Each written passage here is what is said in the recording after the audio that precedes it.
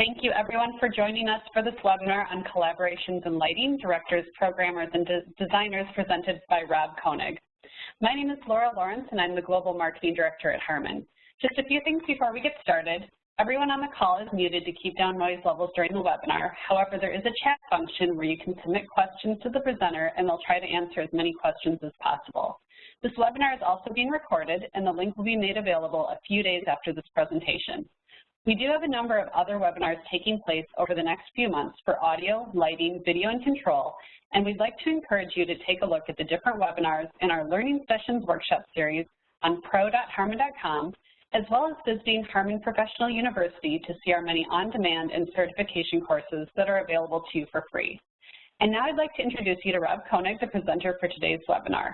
With 24 years of experience in live entertainment, Rob has worked as a touring lighting director, programmer, associate designer, and designer for rock, punk, metal, alternative, and hip-hop shows, as well as theater, dance, trade shows, television, film, and inspirational speaker.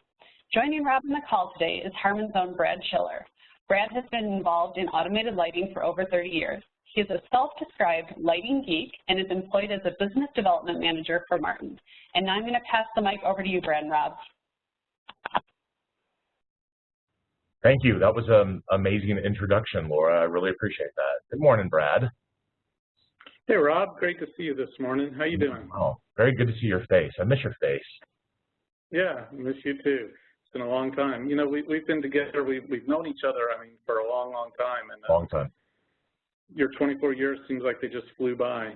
But I know you didn't just suddenly appear on the scene and start working for Metallica after me and Butch. I know that didn't happen. So I want to talk to you about how you got to that point and got to where you are now. What I remember is that you started off humbly as a piano player, and you wanted to be a sound guy, and you wanted to do something in the studio as an engineer, and then you wised up, and then you got smart, and you were like, you know what, I want to be a lighting guy. But I don't know how you discovered that and how you decided you wanted to be a lighting guy and how that proceeded. So let's start there. The lighting guy thing happened by pure accident. I wanted to be a studio engineer so badly when I was growing up. You buy records, I'd study the liner notes and who all the engineers and the producers and everything were. So I went to Wholesale for that purpose. I wanted to be a studio rat. Once I got out of Wholesale, trying to get a job in a studio in Florida, a studio anywhere, somebody literally had to die and move into the afterlife. Because once I got a studio job, nobody ever left these positions. So I started doing live audio. Didn't do it for me, didn't trip my trigger. But there was a small sound and lighting company out of Orlando that needed a new lighting guy because theirs was moving on to what was Bash at the time. So I gave it a shot. It was a job for a little while, and I remember the first artist that rolled through without an LD, because the small sound and light company, what we would do is travel around the state of Florida and provide local production for whatever tours were coming through Florida at the time. So if Cellar Door, Phantasma had bought shows from Faith No More, Marilyn Manson, the Mighty Mighty Boss Tones, things like that, we would travel around and go Jacksonville, Orlando, Tampa, Miami, and go do all their Florida shows. Go back to the shop, re-prep the rigs, put them back into the 24-foot box truck that we had, stacked floor to ceiling, 3 of us in a cab, and then go to the next round of shows. The first time that lighting I really fell in love with lighting was Space Hawk was rolling through Florida. They didn't have a lighting guy, and I got to do the whole show. And that really set the tone for what I wanted to do. That was the day that I realized this is what I want to do. About a year later, I found myself on the road. Starting off, it was the band had just graduated to their first bus from a van and trailer, so they could afford also to have another piece of personnel come on, and these guys were old friends of mine from Florida. It was a band called Matchbox 20. It sounds glamorous because now they're a household name, but at the time, it was all the band, all the crew, and a trailer behind the bus, and that's where I started. After that, I got to do Deep Purple for a little while, which was great. Amazing experience for a young guy. And then I moved into, I stayed at home for a while because we had just had our daughters, so I moved into working out of the House of Blues. Worked at Very Light in Florida for a while, a couple other lighting shops. And then back in '01, felt I needed to get back out on the road again. So started back up and right back into van and trailer and single bus tours like that. Did a lot of those for years with Better Than Ezra, with Lit, with Papa Roach, Ministry, with a lot of acts of that caliber and that nature, doing lots of clubs and theaters for many years. So that was kind of the humble beginnings there. Very cool. Yeah, it sounds like you were very busy through all that. Very busy. Very, very busy. So then you moved on and you're now doing some of the biggest shows in the world. At what point did you feel you became a success at this lighting gig thing? I think the day that it really hit me, because you work and you work and you work, and things are just going along, and sometimes you take a moment and look around and go, this is a pretty big arena, and it kind of hits you. The day that it really hit me was 2017. Metallica was starting up the worldwide U.S. stadium tour, and we had pulled up to, I forget the corporate name of it now, but what was Mile High Stadium in Denver. And the previous year I had done the Guns N' Roses tour as programmer and director. And up on Mile High Stadium, they have banners wrapped around the entire top of the building, and they're giant. And over here was Guns N' Roses, and 2 over was Metallica. And that really gave me quite a charge to go, wow, I've just worked on in the past couple of years 2 of the biggest rock and roll shows in this decade. If you had told the 15-year-old kid that was at home that he'd be working with those acts when he was listening to them in his bedroom, I never would have fathomed that. That one really hit me. That one really got to me. Very cool. So one more question before we jump into your session, because I'm excited to see your session and hear all that. What is one key skill that you can relate back to that you think has been very essential part of your success? One key skill that you've learned along the way that you can point back to and go, you know what, this really helped me be successful as a designer, as a programmer, as a lighting person? I think, and this is something that I'm going to touch on a little bit later in the presentation, but I think the #1 asset that you can have is being upfront and being honest, owning up to your mistakes. And this is something I want to chat about a little bit later in the presentation, certainly. But just being a very honest individual. You can have all the skills in the world, but if people are uncomfortable around you, if people consider you to be untrustworthy, and if people consider you to be maybe too anxiety-ridden or a little bit too high-strung, people are going to walk away from you. But if you're honest, even if that honesty can be harsh sometimes, and you're open, I think that goes a lot further than anything else. Because at the end of the day, we're working with these traveling communities, and we all have to be able to trust and rely on one another. And if you're not that person, then you won't be long for the touring world. Right, I agree. Well, you know, you've had all these different positions and you've worked in all these different levels of the business. What prompted you to talk about the collaboration aspect of the business in your seminar that we're about to start? What prompted you to talk about that? Social media.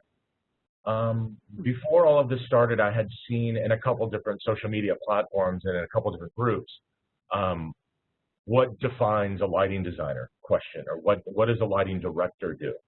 And it would usually be from somebody who is up and coming and not familiar with the business yet. And of course, it would devolve into the name calling keyboard warrior bravado that always happens on social media. But I think that we can honestly define those positions and the duties of those. But I think where people get really aggravated is there's a lot of nuance involved in those positions, and that's really what triggered me to want to talk about this, because not every job is the same. Just because you're the programmer on this job doesn't mean that the exact same way you were the programmer on this job is the one that you work for a different designer on a different gig. So there is nuance involved. So where I kind of want to start with all of this, and maybe not a lot of people will agree with me, but I see the lighting designer position as more of a broad term these days. When I was younger, I never would have considered myself to be a lighting designer, because how could I possibly be a lighting designer and use the same job title as people that are creating some of the biggest and most profitable shows on the planet? But then as I got older, I realized that being a lighting designer isn't defined by the scale of the project, but defined by your role within that project.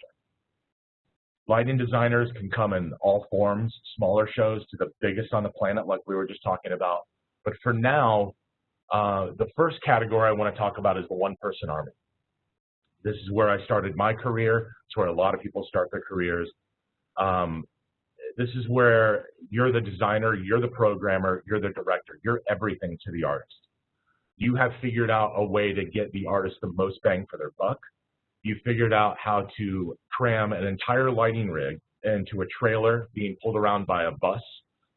If you're lucky, in a bus, sometimes a van. You're packing all of your gear all around the back line, the monitors, the t-shirts, because that's the only way the band's making money.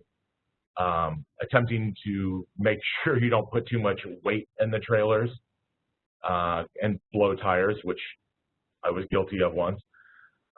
Tying power into boxes that nobody should ever tie power into, and having to carry around a third more distribution power, because at some point you're going to have to tie power into a single phase or a delta box. And by the way, I want to give a little shout out to Eric Price's workshop on how to design shows for that level. It was very well done, my friend, very well done.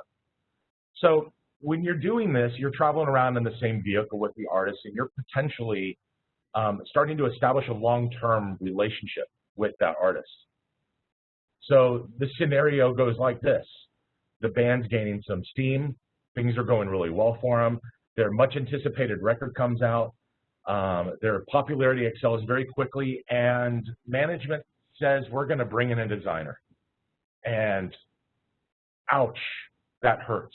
That hurts to the core, because the band and the management may not really even truly understand what you've been doing this whole time, designing these smaller shows for these smaller environments. But now the band's going to theaters and maybe arenas, and they don't really understand what you've been doing. So a designer's been brought in. You've been working with the artist for some time now. You've had a lot of time on the road to learn your console. You know it like the back of your hand, and they haven't said that you're fired. They want to keep you. You're now going to be the lighting director for the artist.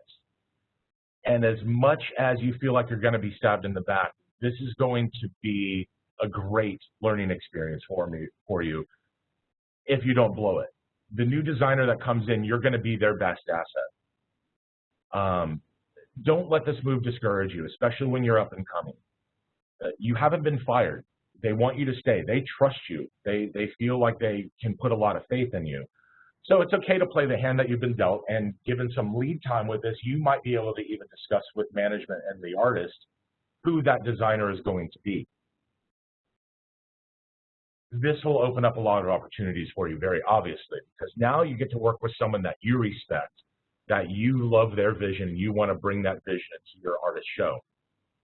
You may learn a different way to look at color. You may learn different ways to deal with timing. Musical moments that maybe you didn't hear before in the music, different ways to use key lighting. There's a lot of different things that you can learn in this scenario. In turn, if you welcome them in, you've now created an ally and someone who may enjoy collaborating with you once you discover each other's work ethics. And in the future, you find yourself on different projects with them. If this seems a little bit too far-fetched for everybody, I have been witness to this scenario in some shape or form at least 3 times in my career and watching this happen. And I've also seen it to where the original designer who was in the clubs, who moved to the director position once the other designer came in, has now moved back to the designer position, because now the band and the artist is so confident that you're there for them, that you're their best asset, and they need to put you forward now that they kind of understand more of the business and how things work. So utilize this moment. It could actually be very beneficial to you. So that kind of brings us to the lighting designer, the full-fledged lighting designer. As your career evolves, you may want to take on this role, and you may not. And I know this is also difficult for people to understand, but there is a distinct possibility that you may not want to do this. I know many directors and programmers that have decided not to design shows. It's not what they want to do. It's a costly role. Many directors and programmers I know have chosen not to do this, so it's very difficult to exclusively dedicate your career to design work. It's a very subjective piece of work. For myself, I really enjoy sitting in all three seats quite a bit. I really enjoy being able to pull from inspiration from different directors, different programmers, different designers, and I really have grown to love the collaboration process of what we do. When you do find yourself starting to design shows, if that's the path you want to take, pull from the knowledge of when you were working in the clubs and when you were working in the theaters. The smaller shows teach you how to build lighting systems. You need to work with the budgets. You're working with the size of the rigs to make sure that you can fit it in on a daily basis with such widely varying stages. The power requirements of your show. You as the designer become the conduit for the artist to help paint a picture of what they're trying to convey emotionally. And it's a very subjective role being a lighting designer. And it's one of the things I really love about the art of what we do. If you are inspired by the artist, the job may come to you very, very easily. Whereas if you're not very inspired, you may have to pull out your bag of tricks a little bit more. I really love that we can take 10 designers, you know, Brad, you and me can go into a room at some point and have completely different outcomes of the same music, the same show, the same lighting rig, and have completely different looking shows. That's really what I love about what I do. The role is very subjective. Once you've been hired as a designer, where do you start? A lot of people start in a lot of different places, but the first place that I start is researching the artist. And I don't mean just listening to the music. I go back, I find as much digital media that's readily available at our fingertips in this day and age as possible. I listen to interviews, I read the old interviews, I look at old shows. I want to understand what drives the artist. Are there things that could have been conveyed better than what's been done previously with that artist? Where have they already been visually, and where are they going with their music now? Where do they want to go forward with everything? In 2016, I was hired to be the director and programmer for a show. It was an artist that was reuniting after many years away.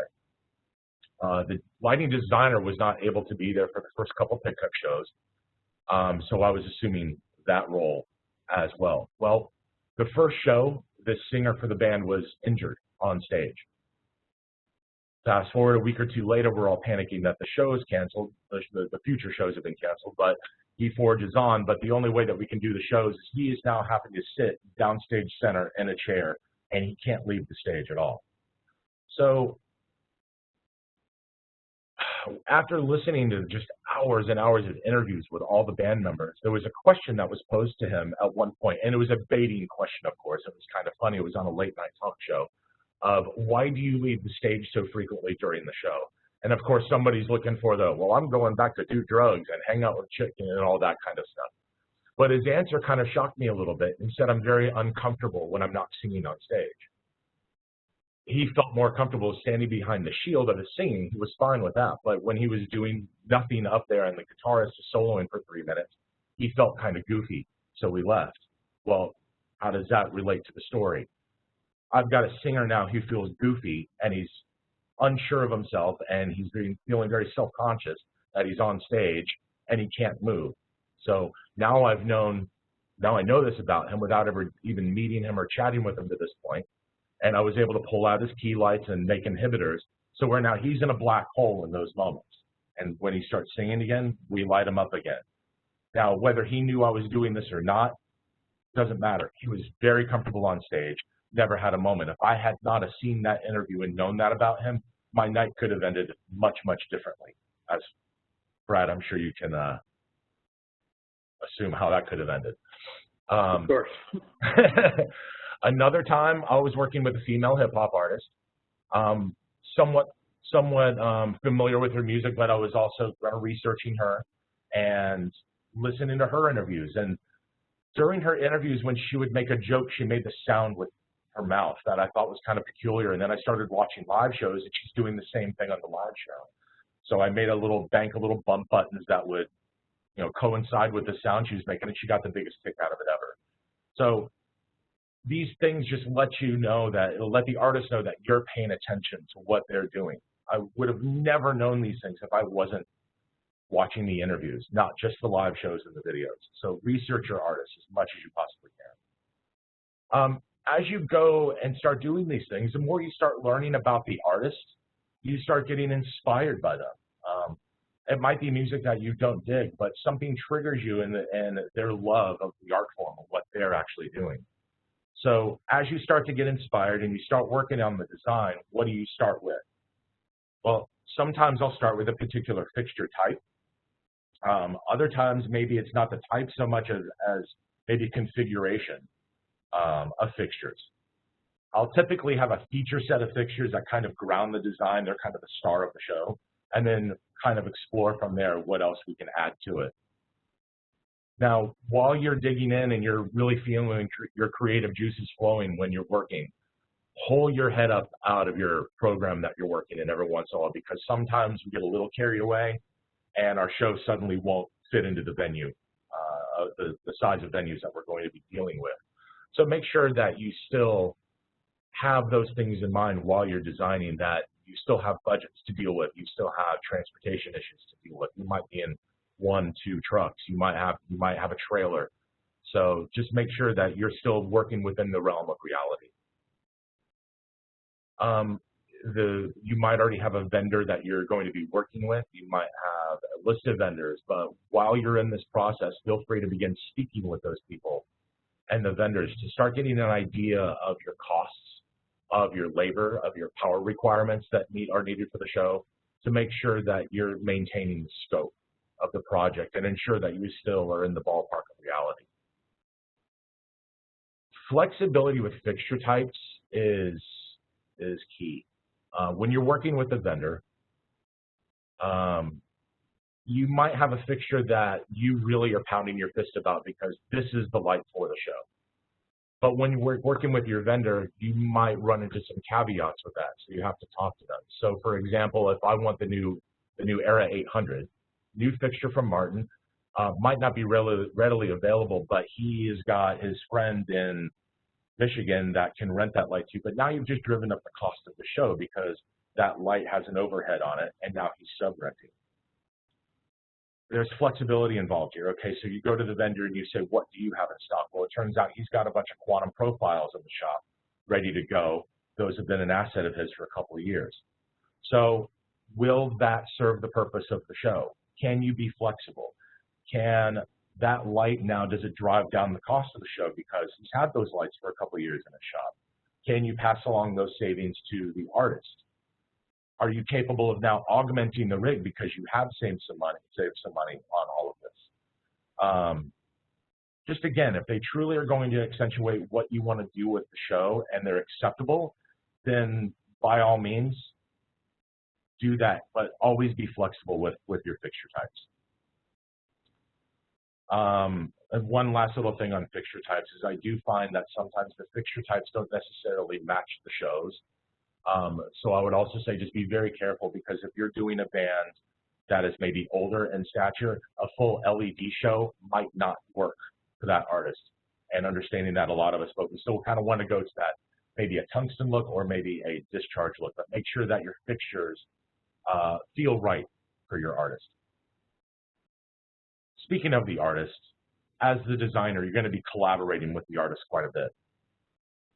You get into production, the rig is prepped, the rig is flown, production rehearsals are starting, you've done some work in previs at this point, things are moving along, and then somebody comes up to you and go, hey, the bass player is going to sit up with you and program overnight.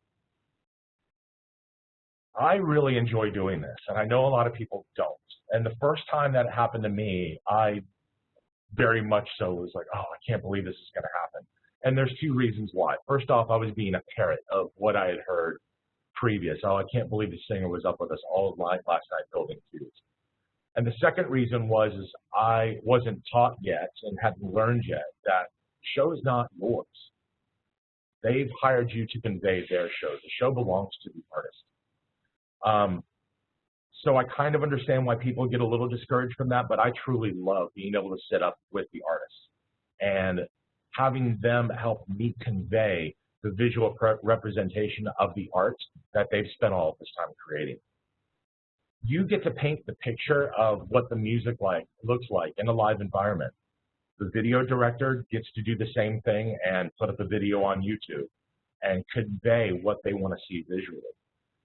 They should most certainly have a say in what they want to convey in their show. Some of them may not ever do this with you, but when it does happen, enjoy it. It's a fun moment. It's a good moment. Perhaps before, the reason they want to do this with you is they've been wronged by a previous designer. Maybe the previous designer wasn't able to convey the visual presentation that the artist wanted. Maybe the designer also felt that it was their show, not the artist's show. But as I say this, I also want to make sure that we don't sit around and bash the previous design team, whoever that may be, if it was a one-man army or if it was multiple people.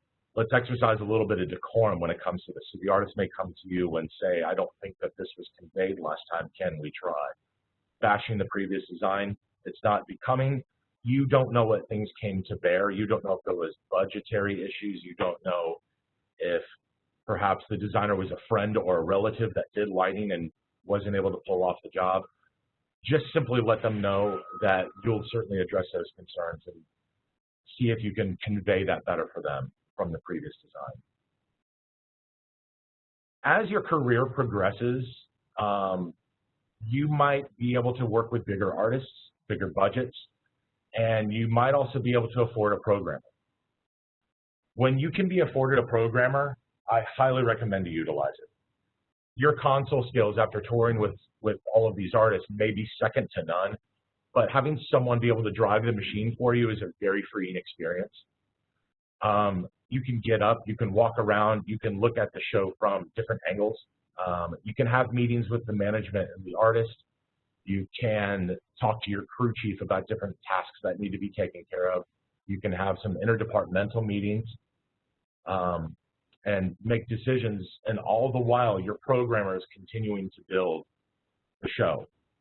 As long as you've delegated properly to him, he can continue to work. He can clean up the show file, things like this. And just remember that don't get too bogged down in myopic scope of the show. You are not an island unto yourself. You are part of a bigger machine. So make sure that you keep those interactions up and delegate to your programmer. There was one particular show that I was brought in on at the last minute. The show had been off for some time. The lighting director had been ensured that nothing had changed in the show. And just a few days before he got the time code, he went to go look at the show file. And the band didn't really understand this, but in the break, all of the time coding had changed. They had added 7 new songs to the show. So he was in a bit of a panic. Now, me and this director had never worked together before. The lighting designer for the show was not available. He was on prior commitments, so he wasn't able to be there. So I was called in and came in and met the director. Now he's assuming the designer role as well. Within a few hours, we figured out a good way to work with each other. And I was able to start working on the show, correcting time code events and previs, building some of the new songs, and on a crunch time schedule, he was able to be at rehearsals, take notes on dancer movements, take notes on the new songs as well, discuss the show with the artist and management. And oh, by the way, in 3 days, we had a unique festival show that we also had to do that would look completely nothing. There was nothing similar from the touring rig to the festival. So he had to go program that. And all the while, I was still dealing with the touring rig. So he was able to delegate to me what was needed to happen in a very short time frame. We only had 5 days to mount these 2 different shows. The main reason I bring this up is because some people may not feel that the programmer position is artistically as important as the designer, but I really feel that in this day and age, those positions work in tandem very much together. Every once in a while, this particular director would walk in, he'd look over my shoulder, he'd go, that looks great, I got to go deal with something else, and he would split, and he had to go deal with 100 other things. So we were able to gain some trust with each other and collaborate very well together. So through the years, I became the biggest fan of collaboration. I didn't start out that way because I thought that this is how we're supposed to do this. This is all of us. We come up with every single idea on our own with no help from anybody, and then we get big awards and people applaud, and it's just simply not the case of how this all goes. I really owe breaking that thought process a lot to my wife, and there is this great line from a movie, My Cousin Vinny. That's one of my favorites. And at the end of the movie, the wife, played by Marissa Tomei, says, you know, this could really be a sign of things to come. You win all of your cases, but with somebody else's help. You win case after case, and then afterwards you have to go up and say, thank you. Oh my God, what a fucking nightmare.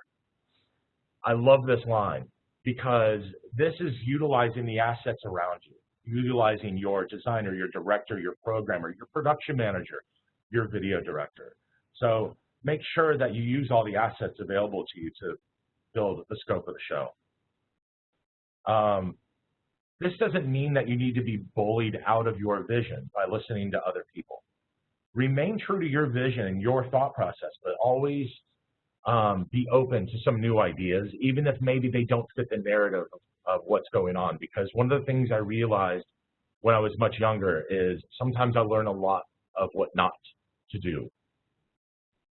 So to this point, I would like to ask my friend Brad if we have any questions pertaining to any of this we've talked about so far. Yeah, hey Rob, this is excellent, very good. A couple of questions, and if you have other questions, anyone who's listening, feel free to put them in the chat window, and I will ask them to Rob as well. When you were talking about researching the artists, you were saying how, and I think that's a great tip. It's really important to go see their work and understand particularly their personality. I thought that was awesome. But do you also research the other people you're going to work with, the director or the set designer or other designers on the team? Do you go research them in the same manner?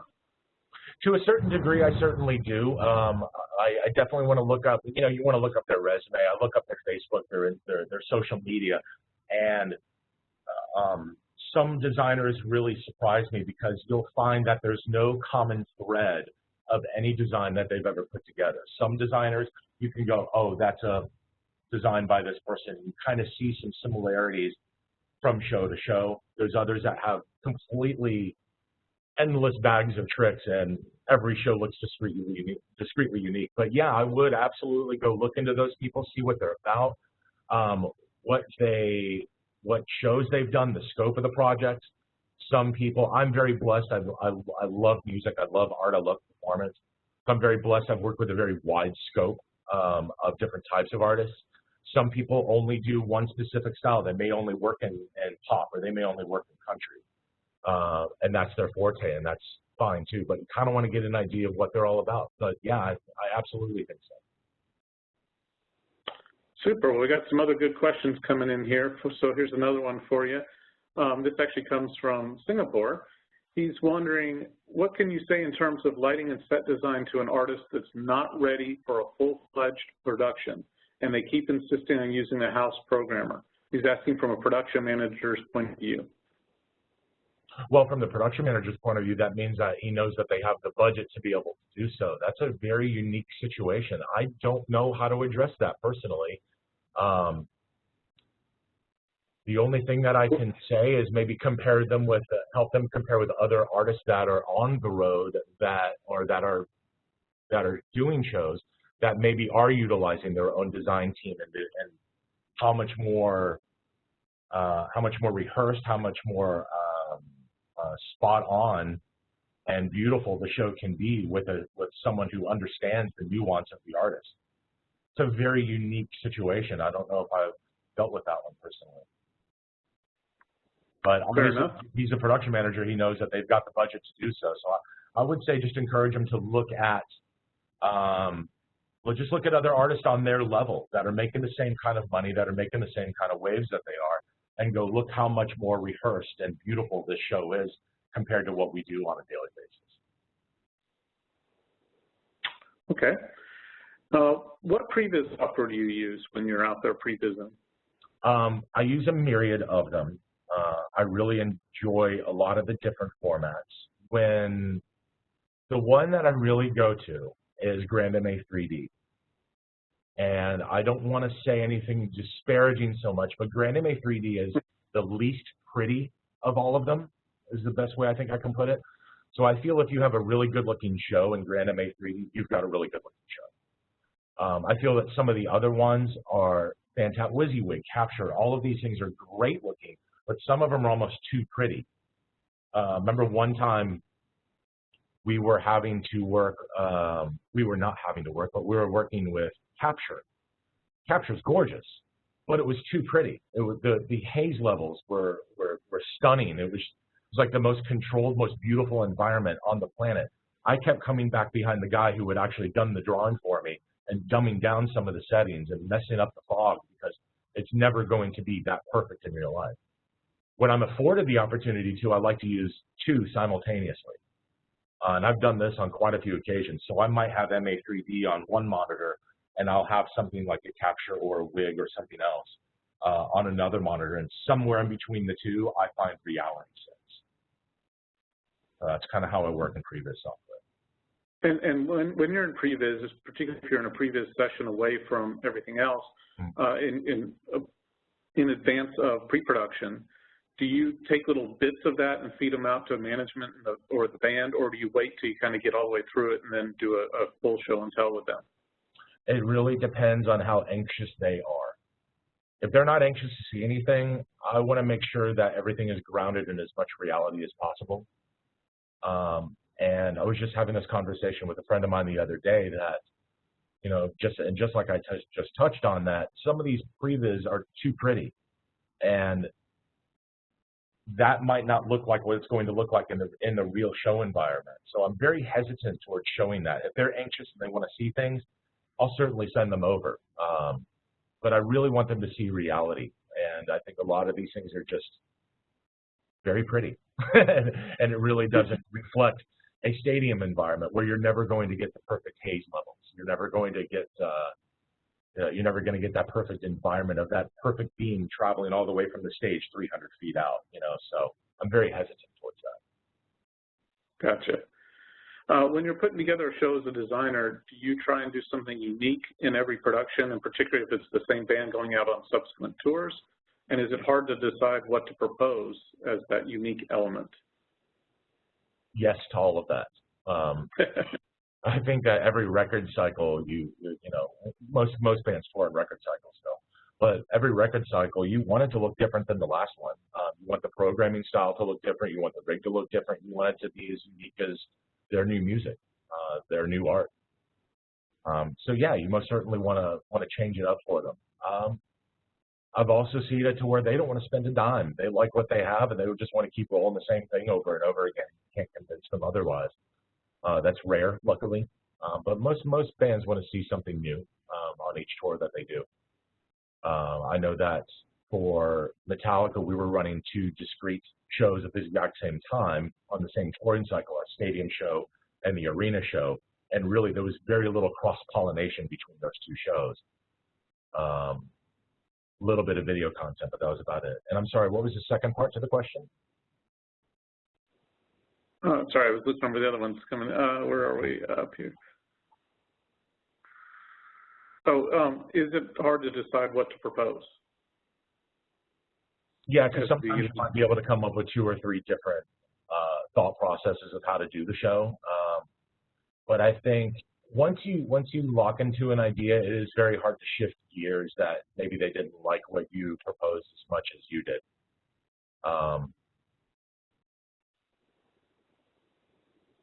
It depends. It's really from project to project, and it depends how difficult it may be. Sometimes you have the stroke of genius right off the bat, and that's what you want to do. And sometimes, like I said, you sold yourself on something that they're not really particularly into. Yeah, it is difficult. It truly is. Right.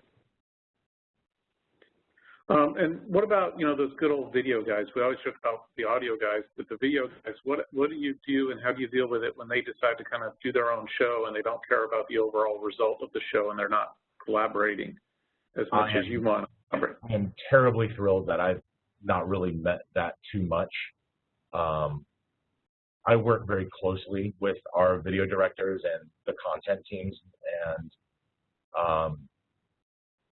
sometimes I really think it just comes down to the thought process of the video director, the content team, things like that, to how much they want to collaborate with you. I really force that collaboration because we shouldn't have two different narratives going at the exact same time. It all should be cohesive. It all should be part of one big, beautiful picture. I've really not dealt with very much resistance when it comes to those departments. We just may have differing ideas of how a particular thing should look, and whoever screams the loudest on the riser wins. But for the most part, I haven't run into anybody that just wants to go rogue. Gotcha. Well, that's good. Very good. So here's an interesting question. Yeah. I don't know if you've ever come across this because it's very interesting.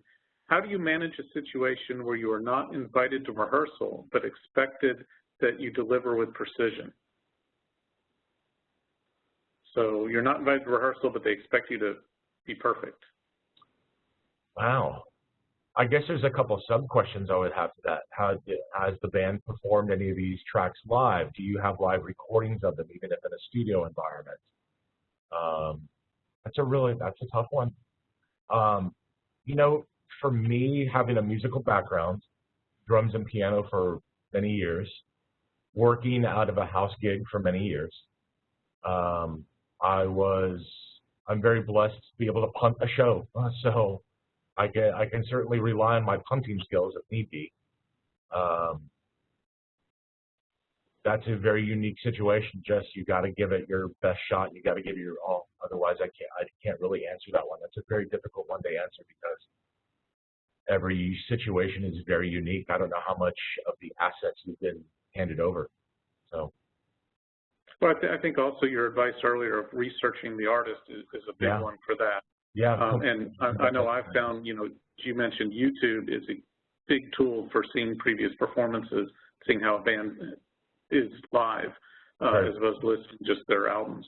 So very much so. It's fascinating how much digital media there is for every artist out there on YouTube. And another question for you, and I know you've got more to present, so we'll move on from here. But what was your toughest days as an LD?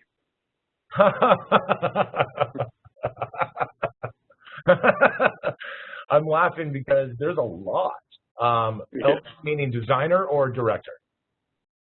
It says that's LD, so we could say designer because you've been talking about designer in this section. Let's do that. Let's talk about designer. What was my toughest day as a lighting designer?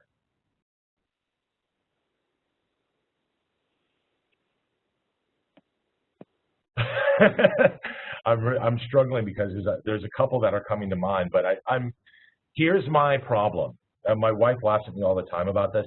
I tend to wipe the bad things from my memory pretty consistently, and she actually has to prompt me sometimes. Go, oh, you remember the time? As I just don't like to dwell on them. I don't think about them, and I put them aside. Let me think about that one for a little bit. I may address that one a little bit later. That's a funny one. Okay, I think I just got disconnected from the session, but I have one last question for you. Can you still hear me? Yes, I can hear you. I just can't see you, but I can hear you. Yeah, okay, great. So one last question, then we'll let you continue on. We'll go back to talking about previs. Yeah. Do you see studio time and previs rigs as an essential thing in 2020, or do you think programmers are happy to work overnight all the time? Well, first off, I don't think anybody's happy to work overnight all the time. But I think as the previs software gets better, as it becomes more reactive, previs is definitely going to be the wave of the future because it's so costly to put up the rigs and have the crews and the hotel rooms and everything like this all congregate in one area. So if you can spend 10 days prevising and only 2 or 3 days of pre-production, and I know that what I just said is a little bit pie in the sky for larger shows. Smaller shows, you may have 2 days if you're lucky of previs, and then you're loading it on show day. Previs is definitely going to be the biggest wave in the future because it's the most cost-effective way to put together the show.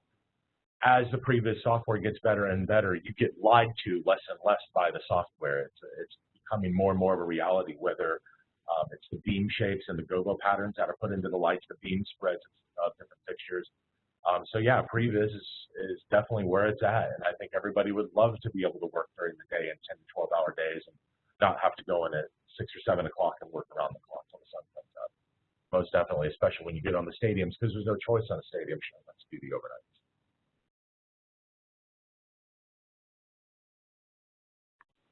Perfect. Well, let's continue on then from here, and we'll have more opportunities for questions as we continue as well. So go ahead, and Rob. I'm still thinking about that worst day as a lighting designer one. Okay. Well. I'll keep that one in the back of my head. So the next section we're going to chat about is our programmers. The programmer, to me, is a bit of a chameleon position. The one common factor for a programmer is the ease of use of the console. If you can move around efficiently and quickly on a console, you're going to book a fair amount of jobs just based on that criteria alone. But the flexibility of the programmer and the personality of the programmer is key. And this really all relies on how the designer actually works. Many times as a programmer, you may just be data entry clerk. The designer may have a good portion of the show in his head, knows where the ship is going, knows how to drive it, and knows most of the queuing already when you join up.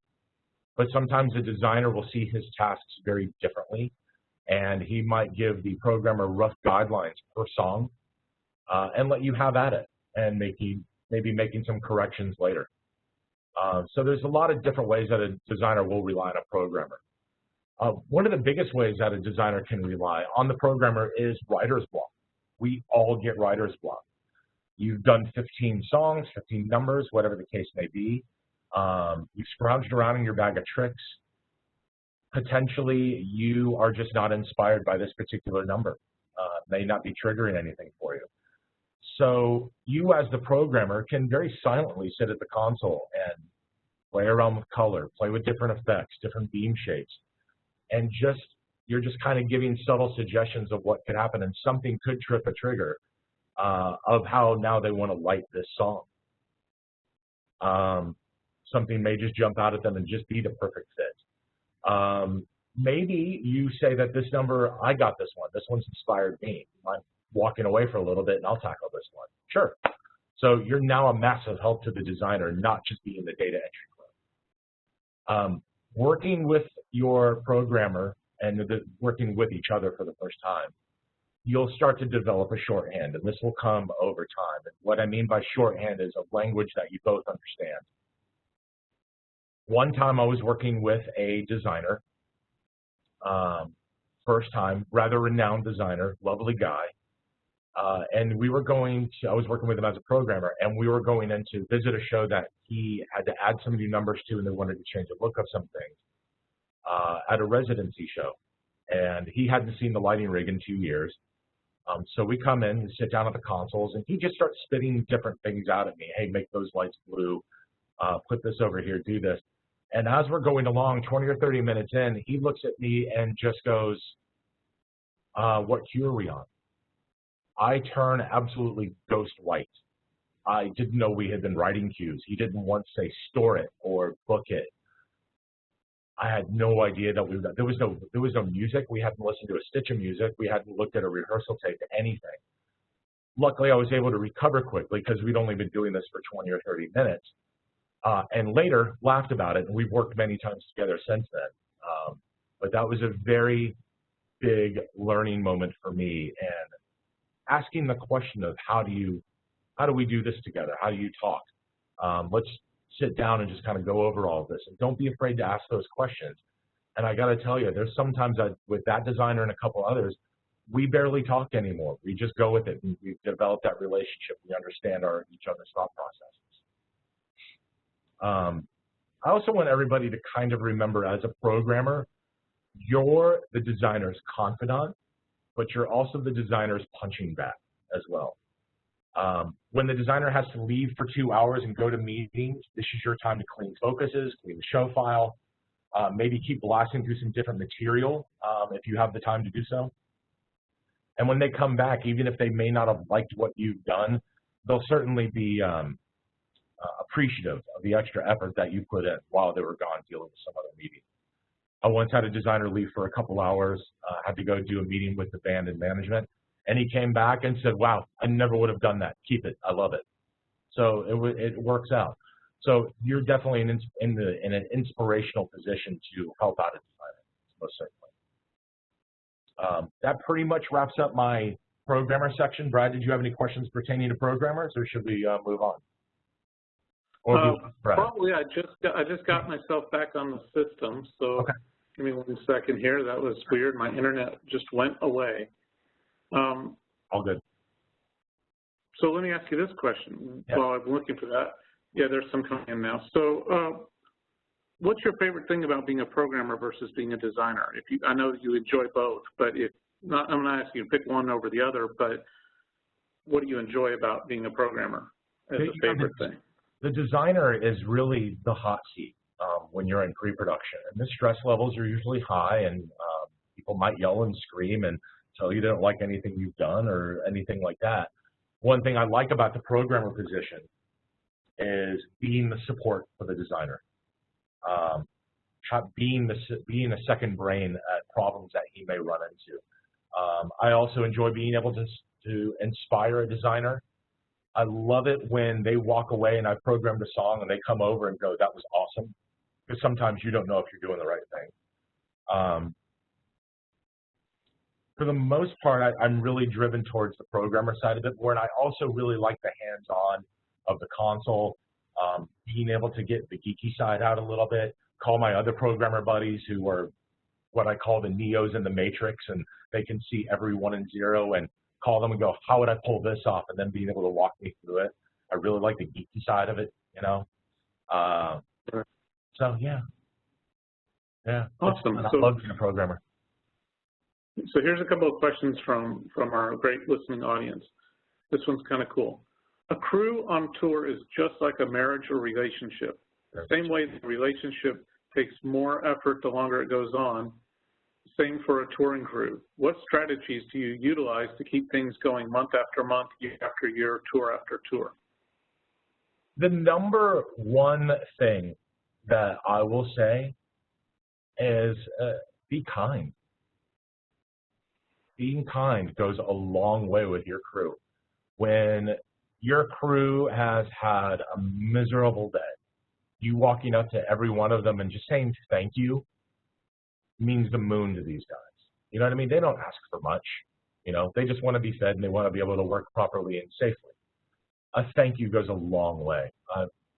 One, you know, you say this, one specific show day comes to mind. It was at MetLife Stadium. It was springtime, but the temperature had plummeted into the 20s. It was rainy, it was icy, there was sleet, and they were having to load in a stadium show. And it's no other choice but to forge on. And these guys, they were dying. It was a miserable day. I remember we had quite a few riggers on the call, and the local riggers were quitting because they are up in the air. It's obviously even colder and windier up top. Their hands are turning into claws. They're coming down and having the down riggers kind of warm up their hands. Some of them quit. They know we're not doing this anymore. Our rigging staff had to jump in and start pulling points. And just that night, just pulling them all to the side after they had warmed up and showered and just saying, thank you. You guys crushed it. I cannot believe that you made it through that day because it was miserable for these guys. Those guys don't want to leave my side just because I say thank you. You know, it really just being kind just goes a long way. Awesome. So the next question I really like, I'm not going to tell you who it's from, but it's from somebody you know, and you'll probably guess when you hear the question, but it's awesome. Okay. Given sound boxes are more difficult to position for correct coverage, do you feel the lighting system should give up prime real estate? I know exactly who that is. That's funny. That is funny. Him and I have actually had this debate many times, and my feeling is most artists,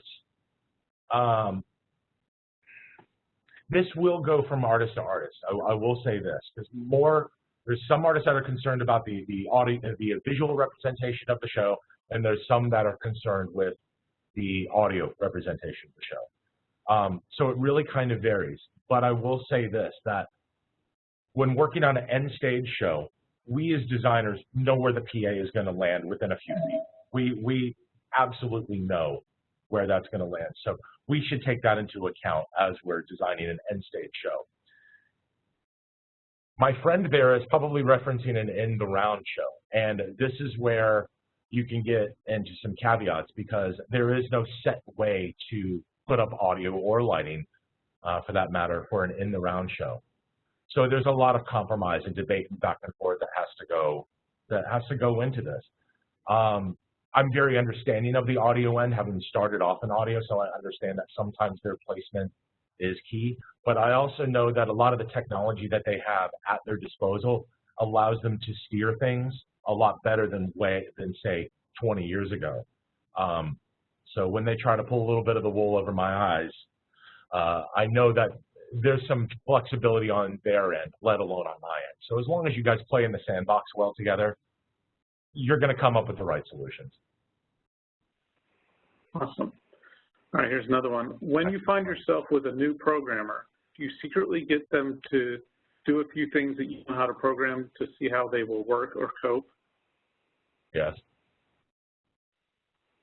Must be fun to program for you.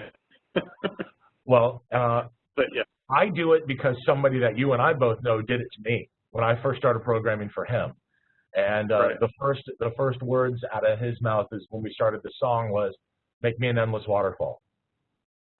Now, I had only built one or two to that point, and I learned it from a guy, I want to say, at some festival in like Germany. I saw this effect. He had built it. I want to say it was on a MA1, and he had built the effect. I'm like, how did you do that? And he put the effect on a thumb drive for me.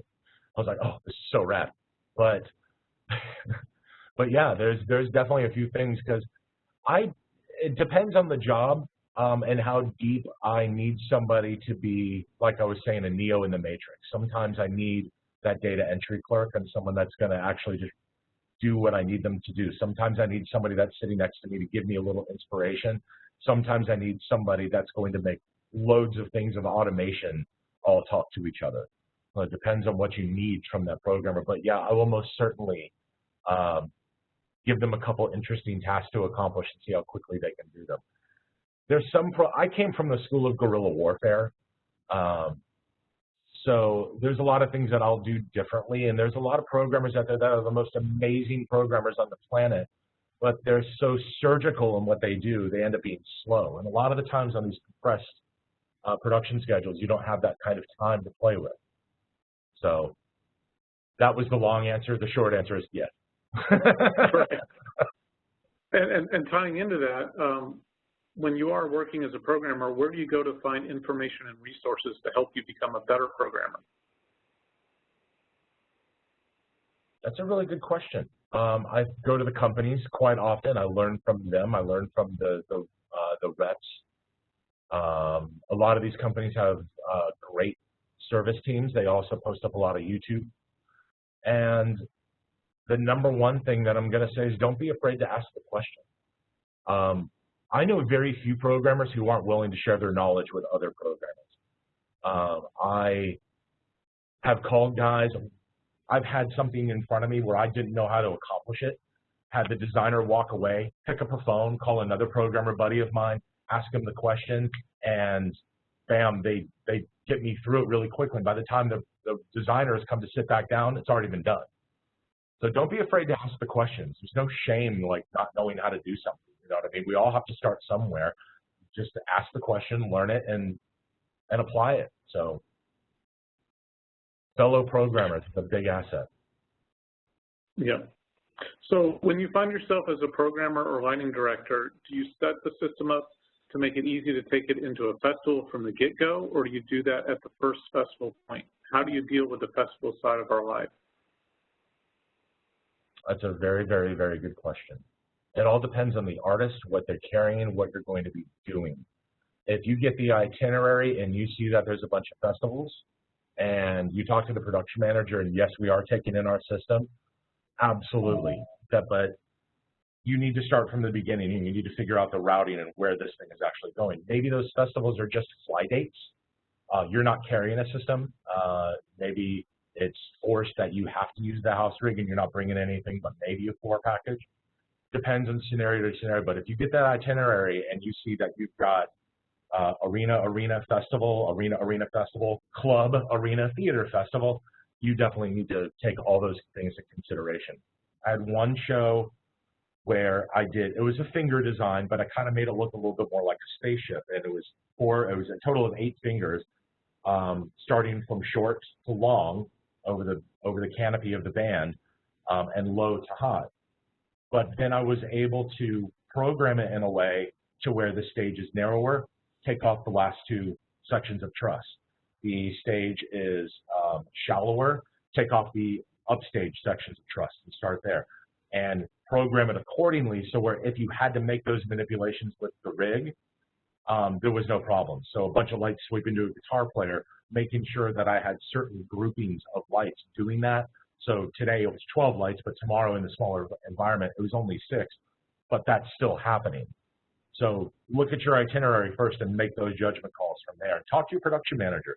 What are we doing on these shows? Are these fly dates? Are we bringing the entire rig? Are we going to replicate our system at their show? So once again, communication is key.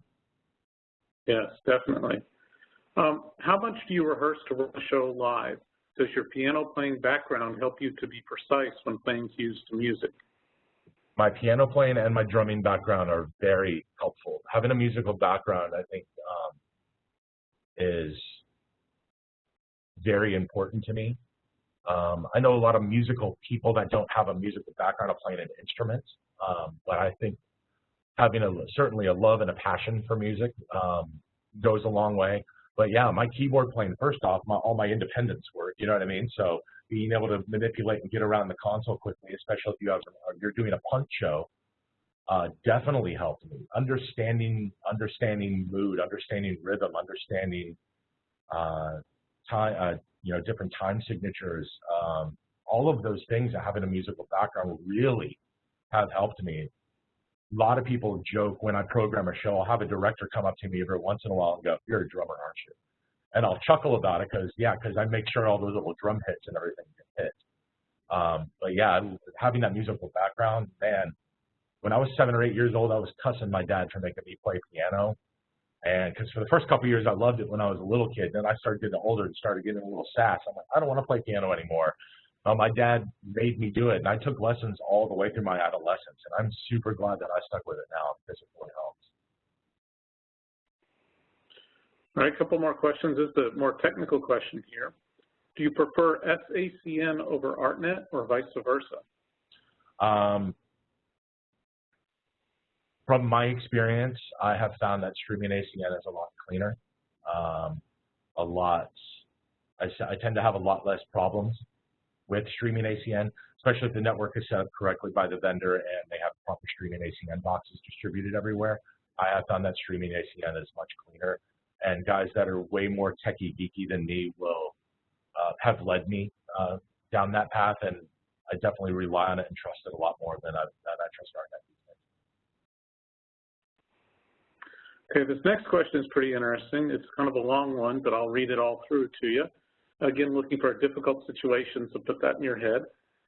Can you name a difficult situation or situations both as a programmer and as a designer that were tough? Times where as a programmer you had a tough time dealing with an LD and how you overcame it, and then the opposite as an LD when you had a programmer that was tough to deal with, and how did you overcome it? Have you ever been in a situation where being fired was the only way out? Yes. I was working on a show to save costs. We had brought in a lighting package. It was being filmed. I was the director of the show. There was another designer, and so we were filming a show. It was in Canada, and we brought in a augmented lighting package to light the audience. Now, I'm on my console. We only have a day of prep. I'm setting up my things. I'm getting my focuses done. We have automation on the show. I'm doing my thing. I'm isolated in my own little world. and I hear the designer make a call over the radio that I'm going to front of house to kick somebody's ass, and I did not know what this was pertaining to. I'm looking around. I kind of look over the programmer next to me who's dealing with the audience package, and there is not a palette stored. We've been there for 8 hours. There's not a color palette. There's not a pan tilt palette. There's nothing. There's no cues. There's nothing has been stored at this point. And I'm a little mortified at this point. And apparently this guy was the best local MA programmer. And everyone had sold us on this guy. He was quickly fired and asked to leave the building because he hadn't done anything in 8 hours. So now I am doing both in 2 separate networks in this show and having to set all of this up myself. Pulled it off? Yes. But yeah, that was not a great situation. Somebody who had sold themselves as a programmer and they barely knew how to turn the console on. And this is why for so many years I was so reluctant to call myself a programmer or call myself a designer, because I wanted to make sure that I understood the scope of what I was calling myself before I jumped right and go, 3 days at MA school. I'm a programmer. Well, not really. You haven't had any real world experience yet, so. I've worked with a couple different difficult designers as a programmer and as a lighting director.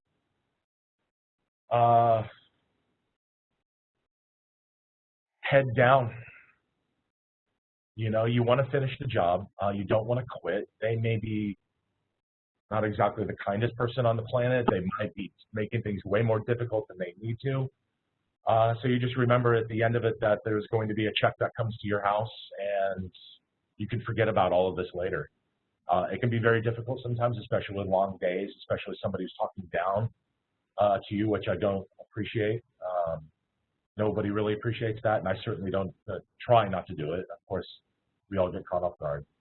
But you just power through it the best as you can. If they're being difficult, then stop communicating so much with them. Just go back on what I was saying earlier, just be the data entry clerk. Fine, you've got this, tell me what to do, and we'll just get through this and be done with it, and you and I never have to work together again. Just power through it the best as you can. Don't throw a fit, don't yell at anybody, don't make a scene, just get through it. There's that being kind again. Very good. Very much so. So one more question on this section. Who are some of your biggest inspirations, designer and or programmers?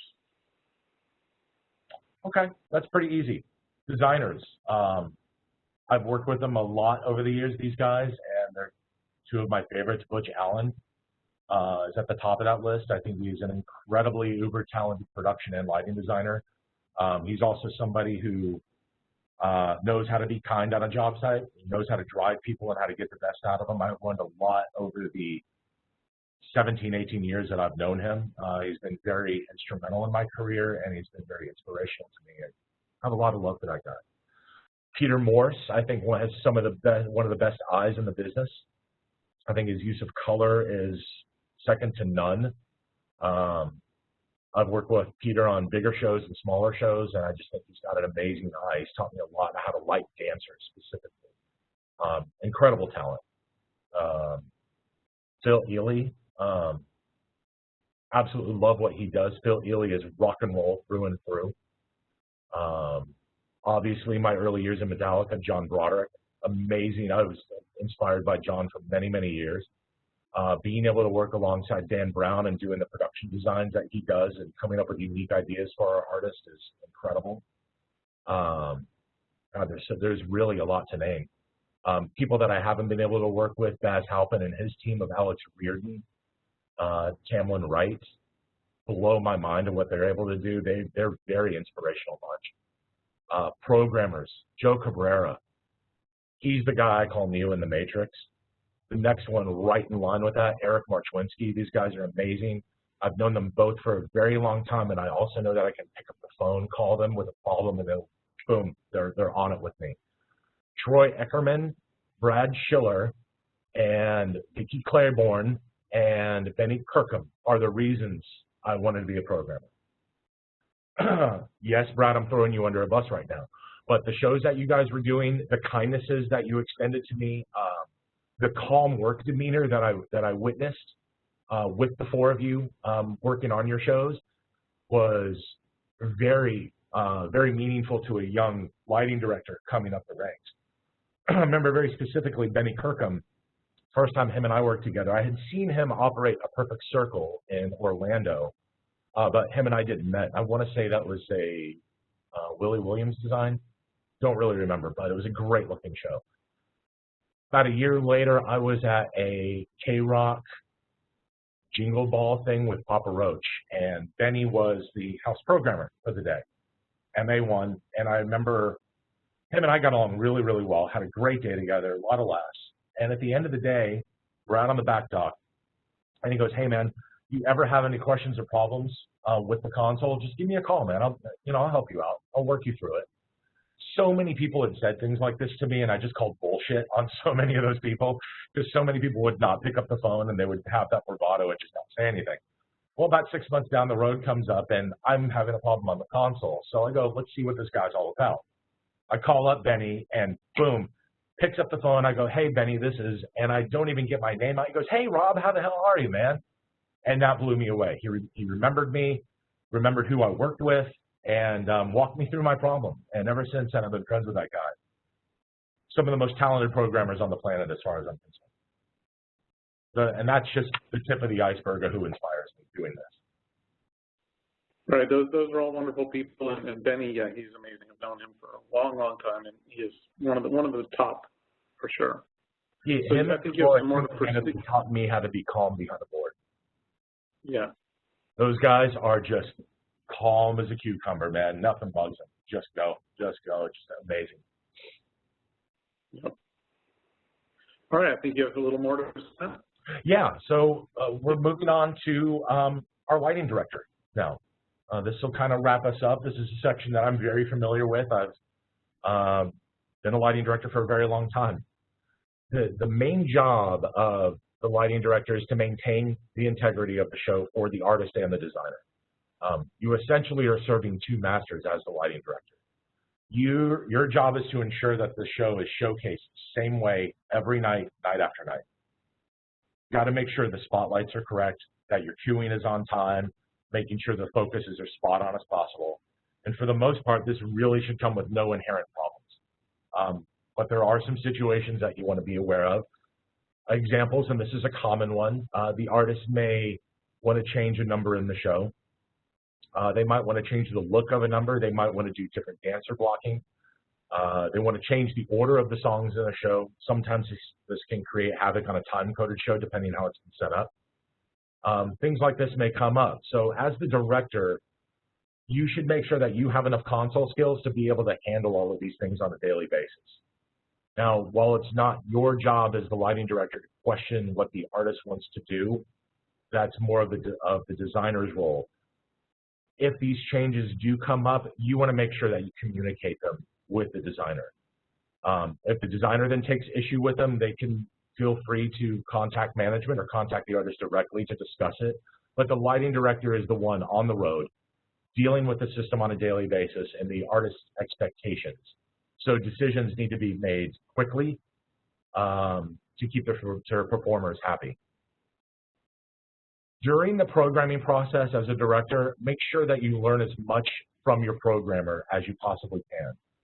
Just like we were just talking about, there's so many programmers that are willing to teach you and impart wisdom on you about techniques to get around the console more quickly. Work with them to ensure that your console is laid out efficiently and correctly with your own profile. This will help you get a lot more quick and a lot more efficient on the console so that you can handle those things on a daily basis a lot better. One piece of advice that I never had to learn, it was inherent with me, is don't second guess the design. It's not your province to do so.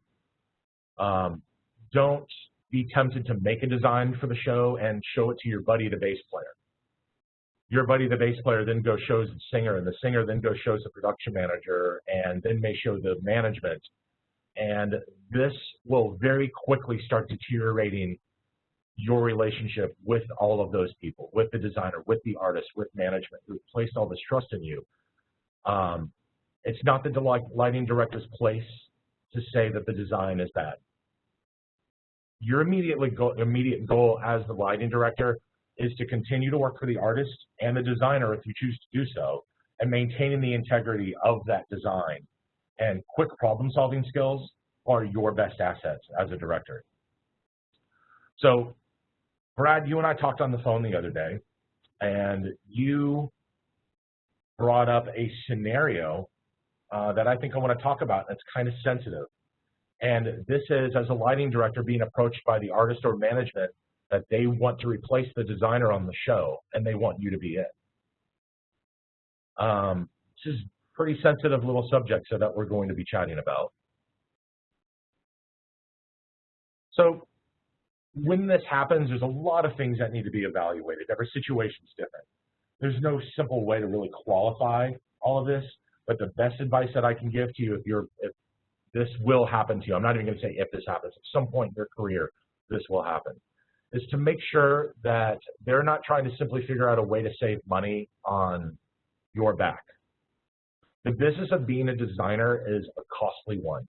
When you set up your business licenses and your corporation, the overall overhead of insurances, traveling while trying to find the next job that aren't reimbursable, programs that you need for drawings, for renderings, other fees that are associated with, say, if you don't draw your own stuff and you farm out that work, the fees associated with the renderings and the drawings.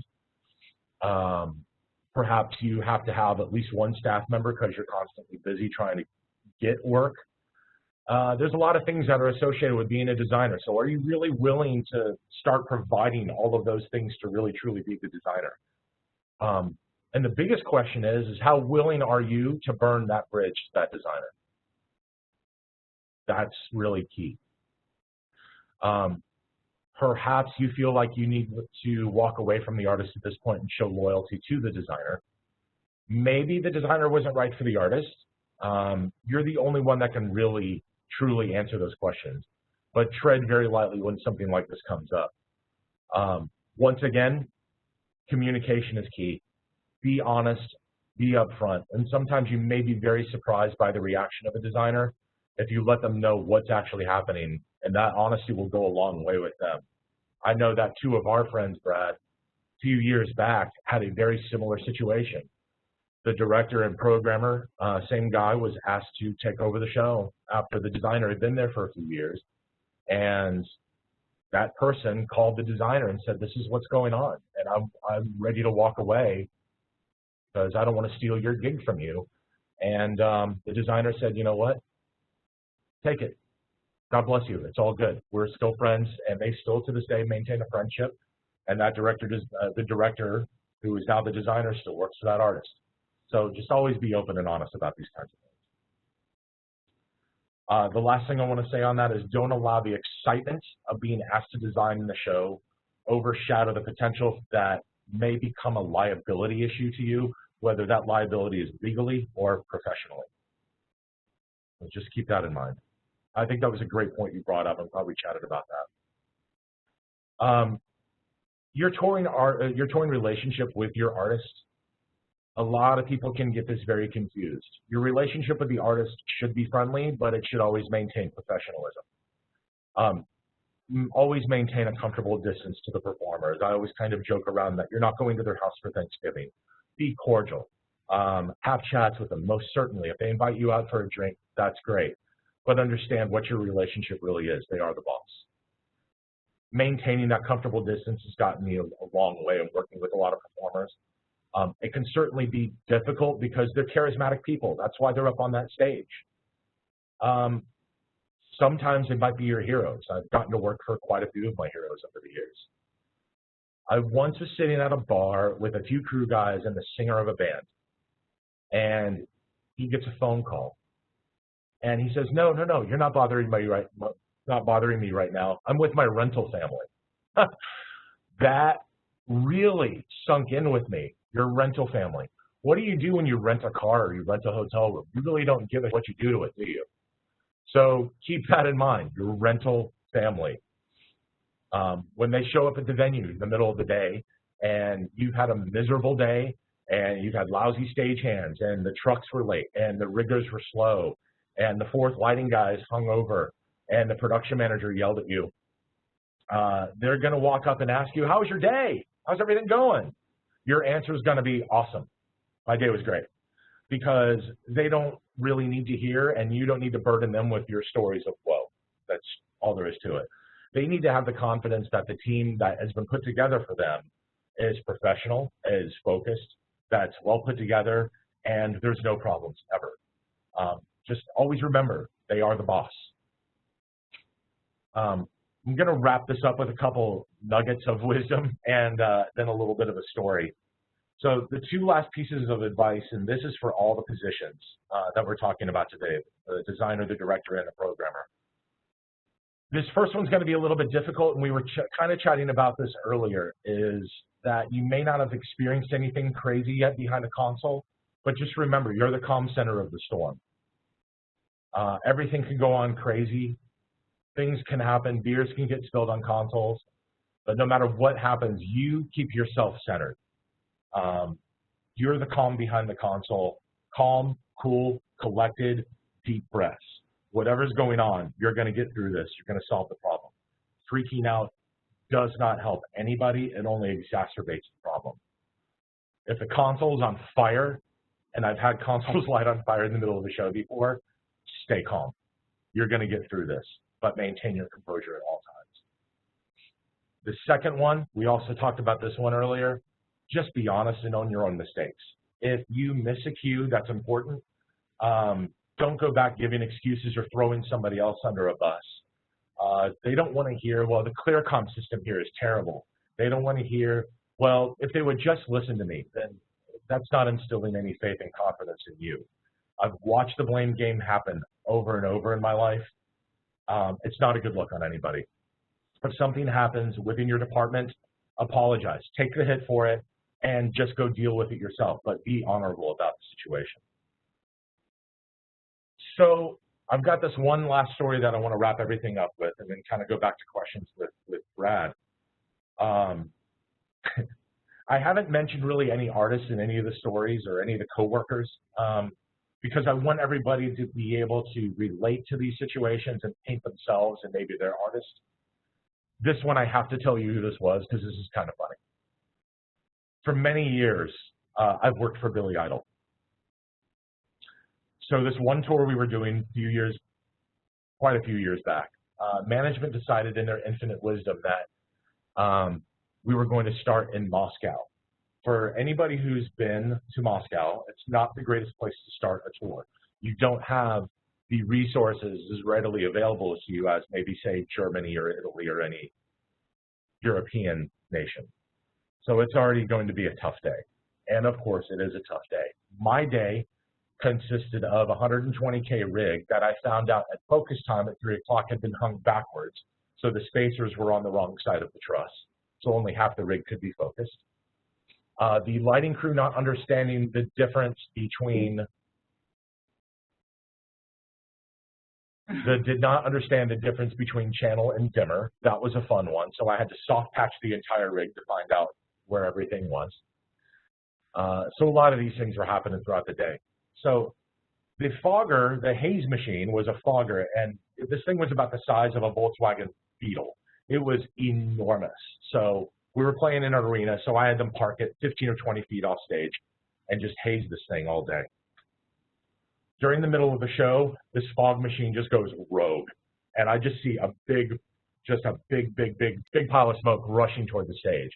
So lighting crew's nowhere to be found. So I go running back and I unplug the machine, and on my way back, I see the day-to-day manager and the production manager standing there waiting to admonish me for this. I just kind of give them, I'll deal with it. They go back. Billy is losing his mind, and as I watch this smoke cloud go across the stage, I hear through the PA Billy scream, "No more smoke, ever!" I, of course, die laughing, knowing that probably tomorrow I'm on a plane home. So I have to find a little levity in the situation. I go backstage, everyone is, it's not good. He is fuming. The day-to-day manager is wanting to fly me home the following day. Me and the tour manager have a quick chat. I'm like, listen, can I go just have a quick chat with him and let him know what's going on? Goes, sure, let's go. I go to the dressing room. He drops me off. He leaves. The wardrobe girl comes up to me and goes, he's not in a good mood. Good luck. She leaves, so now it's just me. So I knock on the door, and I hear him grumble on the other side of the door, and he's looking at me like he's going to kill me as I walk into the room, and he's just eating his after-show food. So I go, think quick. What are you going to do? What are you going to do to lighten up the situation? Now, I don't recommend everybody to do this, but why not? It's the last moment I might ever see Billy again. I drop to my knees, I grovel at his feet, and I start going, I'm so sorry. I'm so sorry I did that to you. And he starts dying laughing. And I get up after I've groveled at his feet for a couple minutes, and I go, Billy, we're starting the show in Russia. None of the gear is ours. I'm incredibly sorry, but do you think that after all the years that we've worked together, I would ever do anything like that to you intentionally? Of course not. And then he hugs me and he apologizes for being so angry during the show. And we got through it. We ended up having a great tour, and we worked together for quite a few more years after that. So just be honest. Just own up to the problems, own up to the mistakes. You go deal with them later. The way that you can deal with a situation like that is mark down that company. The next time you go to Moscow, you tell the promoter, that company's not invited. I would rather have house lights than ever deal with that company again. So that's how you can deal with things like that. But always be honest.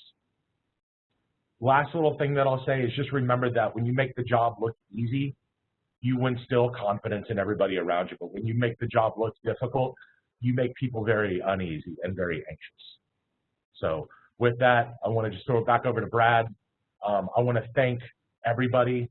That's my contact info. Feel free to hit me up if you want to. And I also want to thank the shots that I've been showing today, as we've been talking about sections, aren't relegated to any specific thing, but here's the incredible photographers that allowed me to use their photography over the years on my website and things. They do some great work. So thank you very much, everybody. Brad? Thank you, Rob. This has been excellent. I know I learned a lot during this, and it's always fun to hear from you, too. There's a great question that came in actually earlier, and I saved it for this proper moment. Mm-hmm. Have you used a formal resume during your career to apply for positions? You know what's funny right now is during this unfortunate time that we're sitting in is I've been updating my resume because I would say it's been a decade since I've needed one. You get to a point, I'm very blessed that I have gotten to a point to where I didn't need a resume. Some people have asked to see some of my work, so I do maintain a website. I do maintain a website, but for the most part, I haven't really needed one. Once your name gets out there and you start working with certain people, a production manager, a designer, a director, a programmer, someone's going to recommend you because they gel with you and they really enjoy working with you. So word of mouth can go a long way. But yeah, for me, I haven't needed one in a long time, so I'm taking some of the downtime and updating the resume. Why not? Perfect. I think this is great, and I think the point about a website is probably the more current, more important thing than a traditional resume. I would say so, because everyone looks, for a CV or whatever. I just steer them to the website, show them what you do. There's actually something that goes along with this as well. But on my website, you'll notice that I give photo credit, and I also give credit to the other positions of the design team, because I don't want anybody to be confused. When you go to my website, maybe you look at this picture of Paramore and think that I designed that. No, I was a programmer on it. Butch Allen was the designer on it, and Chad Smith was the lighting director on it. And sometimes I'll name a production manager, things like that. Make sure you give credit where credit is due. You don't want to you want to make sure that you're not selling false claims on your website, or even when I put up an Instagram post or something of a show, I will make sure that people know that who's the production designer, who's the lighting designer, who's the programmer, who's the lighting director, who's the video director. And I'll take some extra time and do these things a lot of the time because I don't want anybody to think that I'm misrepresenting the work. So make sure that you do that on your website. Don't just take all the credit for it if other people were involved. That's a very good point, yeah, because you just, like you said, put up that picture and somebody might think you were the designer. And exactly. You need to be clear on that. Badass designs by Butch. Funny story about this one is we only had the stage for a few hours. That's a wall of very bright Nexus LEDs. We had to go sit about 15 feet away from it. It's about 40 feet wide and program that thing and burn our eyes for 2.5 days while we got that show together. But this one was a lot of fun. I remember that we had a lot of fun doing this one. That must be something standard for Butch, because he and I did a garbage show, and when we tried to do this pixel mapping on a screen like that, we were standing so close to it because we're in this tiny room that we couldn't see it. We ended up using our phones to get a wide shot and look on our phone to see what it would look like in reality. So maybe that's a Butch thing. That one was painful. I remember having to drive the intensity down to the wall to like 5%, but then you're not really using the wall at full blast mode anyway, you know, so you're kind of driving the levels a little bit lower, but then you're having to drive it back up because some of those really low, you know, percentage ranges on the dimmer of the pixel isn't reading. So you got to drive it back up, and you're wearing sunglasses, and your eyes are getting more fatigued than usual. And we laughed a lot during that one. That was a funny one. I bet. So here's a question about time code. What's your opinion about time code versus live cues? And is it always the designer's choice? Does it come from other angles? What do you think about that, and what advice do you give when it concerns time code versus live cues? I feel like the art of the lighting director that operates show is dying, just a dying breed. I don't see a lot of people operating shows anymore. I feel like I'm probably one of the younger ones that are still operating live shows. Almost every show that I go see now is time coded at least 80 to 90% with a few bump buttons here and there for people to play with. People like Cosmo and Michael Keller, our predecessors, running those shows. That's a dying breed. I personally, as a lighting director, have decided that I don't feel the need to go out and be a lighting director for a tour where there's a time-coded show involved. I don't feel like my time or my assets or my talent, not to sound cocky, is not utilized if I'm just sitting there and watching a status bar roll by. Programming a time-coded show is super fun. I really like doing that. I really like dialing all of those things and being able to get all of those little nuances. But I feel like time code has opened up avenues, and I relate this to what the studio environment was. You get 24 channels to work with in a studio environment. You have to make some serious decisions on how to structure the music and how to bust certain things together. So you get 24 handles on a lighting console, and you only have 10 fingers. How am I going to get around this song? You know, so for me, a lot of the time there'll be a master cue stack and then other bump buttons from there. And I know Cosmo, say for example, will do the same thing. And that's how you would operate a show like that. But when you start getting into time code, and I have this infinite number of tracks that I can record, shows start to look mushy to me after a while. There's a lot of times, unless you're seeing a team that really works with time code a lot, where you walk into a room and you watch a show and it's been time coded, and there's just so much going on because they're hitting every hi-hat, every snare, every kick drum, every guitar note, every vocal note, and there's so much going on. Where to me, when you're designing the show, maybe it's the guitar that's the important thing. Maybe it's the melody. Maybe it's the drums at this moment. Maybe it's the vocal line. You make those decisions based on the cueing of the show. But all of a sudden, you get this melange of gunk that's happening because every little nuance in the music has been time-coded. So I think people have to be very careful with time-code and realize that there's still an art that we want to convey, not just making sure that every hi-hat note is on point. Very true, very true. I don't know if that really answered the question, but that's kind of my feelings. No, so here's another question. Can you talk about working with a lighting designer and a creative director on a show, as if when you are the lighting director or programmer and there are creative conflicts? And I mean creative conflicts between the designer and the creative director, and you're the lighting director or programmer. If there's conflict between the designer and the creative director, or say maybe it's a production designer or whoever that may be, stay out of it. You know, you don't need to get involved in any of that. Like I said before, you're the designer's confidant, so he may come to you and go, "Can you believe what this guy wants us to do?" I've been in situations like that. I was in one specifically where a designer of ours had a lot of pushback from the creative team, and I did not understand why, because I thought what he was having us do was gorgeous. they were pushing back quite a bit on him, and it was starting to make enemies. It was getting kind of ugly. Well, the designer had brought me in. He's my guy. I'm standing by his side. And the creative director comes back to me at one point and tells me what to do on the console. I don't maybe recommend this to everybody, but I side with the lighting designer at that point, and I go, when that is asked of the designer and he asked me to do it, I'll take care of that for you. But until that point, I won't do that. That then created a problem with me and that guy, but it was very simple that you and I are going to maintain distance. Anything that you want has got to go through the designer. And whatever's going on between you two, solve it or don't, I don't care, but do whatever you have to do.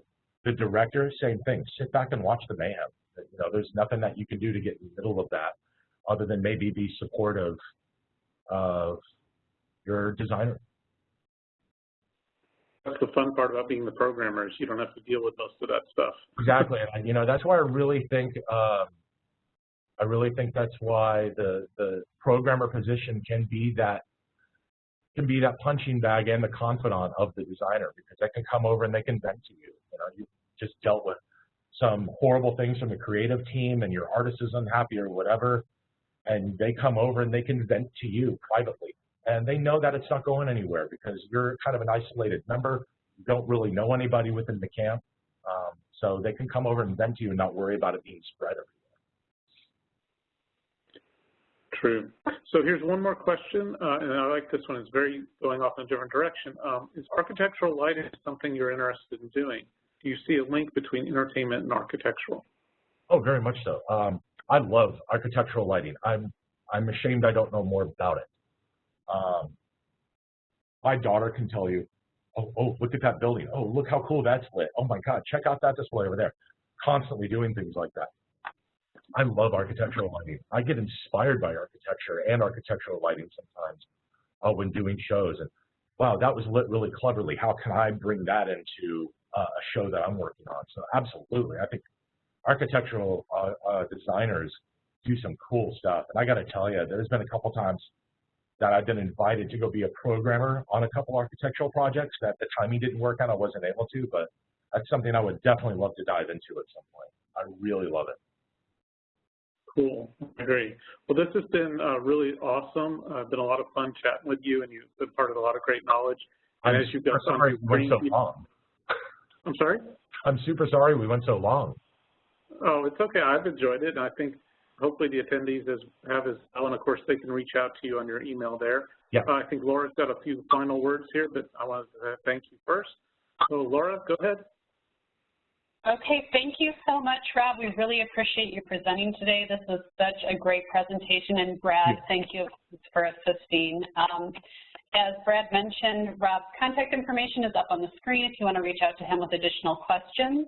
And as a reminder, this was recorded, so if you wanted to watch it at a later date or share it with somebody, it will be available in a few days out on our YouTube channels. For information about our upcoming sessions, you can go to pro.harman.com to see the full calendar. And thank you so much for attending today. We really appreciate all of your time. Have a great day, everyone. Thank you, everyone.